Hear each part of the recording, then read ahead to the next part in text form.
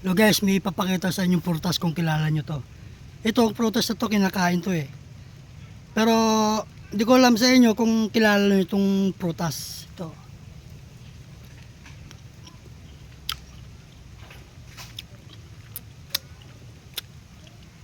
Masum-masum siya. Daming mga buto. Ito tayo sa mga ano.